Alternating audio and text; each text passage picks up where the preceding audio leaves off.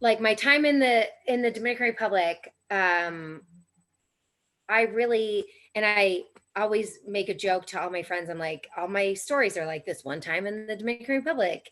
And that was both in high school as well as now. And I was like, okay, because in high school, I went there every summer. All And summer, then yeah. as an adult, now I live there for like 3 years.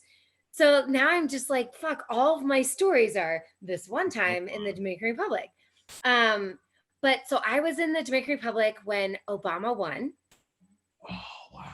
And 8. it was amazing.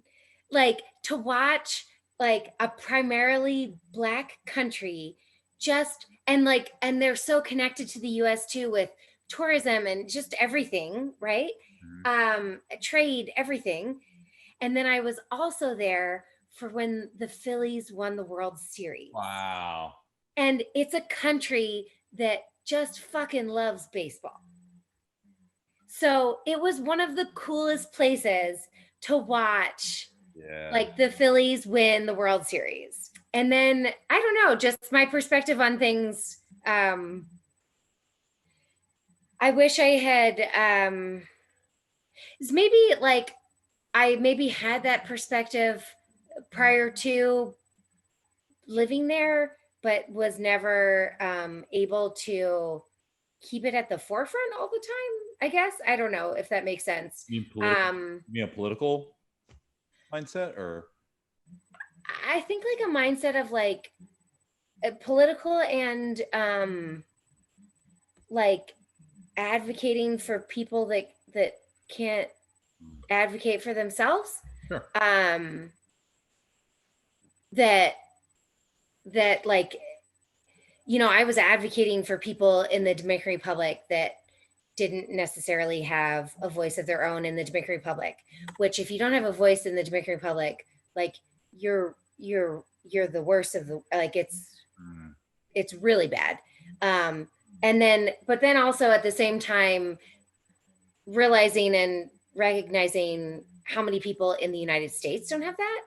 And maybe not to the same degree that I was dealing with in the Dominican Republic, but like there's a level. And the differences from meeting people from like Sweden and Norway and Germany and France and how they viewed things versus what was going on in the US. It's been, and like still maintaining those friendships and seeing those perspectives. And I don't know, it's been,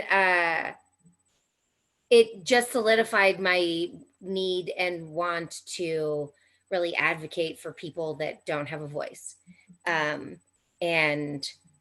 I don't know that I do that successfully all the time, but it's still a goal of mine. Yeah. But I didn't mean to get so serious after we were talking about positive, but yeah, I don't know. It's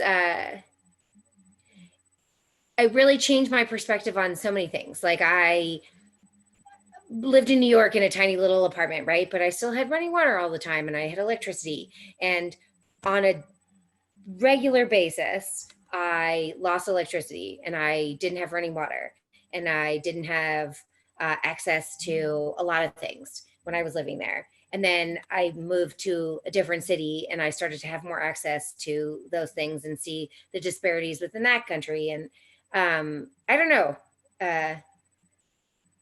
Cut this out of the video.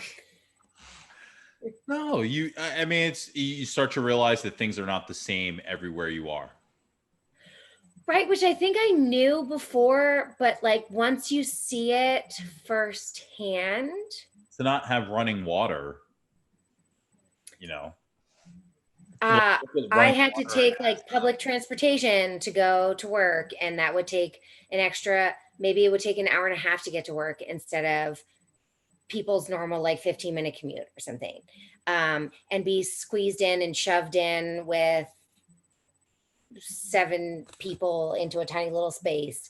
And I would still have access sometimes to like a generator that I could put, my like apartment lights on or have a fan on. and could maybe still flush my toilet. But like where I worked, like you had to throw water down the main part of the toilet for it to flush, and then it still was pretty gross. So I went, they do these global citizen concerts every year in New Yes. York. Yeah. In New York. Mm-hmm. So I went to one a few years back when Jay-Z headlined. Yeah. And, like Leo was there, and Hugh Jackman and Jessica Alba, and they were all talking about OD. And I was like, oh, and like, yeah, all these kids and they have to OD. And I'm thinking they're talking about drugs, and it turns out OD is open defecation, because there's no running water. And they're like, yeah, kids outside of the United States are dealing with OD and polio. And I was like, polio's coming back? Like, that's a Chris Rock? Yes, like things that Chris we take Rock for granted. Yeah. Anyone feel any polio coming on? Like, Yeah. and there's like, yeah, there's no vaccine. Like in these other countries, kids don't have vaccines for polio. It's been a worldwide effort to vaccinate against polio. Like India, I think, was almost there, almost at a complete vaccination rate. But I don't know if they succeeded. I don't want to say it and be wrong. But yeah, I mean, like, so things like cholera, or like, I don't know, I had friends that got dengue or malaria. I never got them when I was living there. But I would go to places that literally would have like a pipe up out of the ground, and that was the running water for a couple hundred people. Wow. Yeah, I mean, and the disparity that you see in other countries, which the crazy thing to me too is that because then you'd go to like the capital and you'd see like a Louis Vuitton store and everyone driving around in Mercedes, but then somebody on the corner selling something, and like the very like classic like developing country stark contrast of government has disparity. Yeah, government has, and the people do not. Right. But the crazy thing to me too is that like how much the US is getting to that point. Like people don't realize, like in Appalachia, like they don't have access to health and dental care in our like reservations, Native American reservations. Like it's like a developing country. Or if you're in like where I used to teach in St. Petersburg, like obviously it's not a complete developing country, but like my kids didn't have internet when they went home.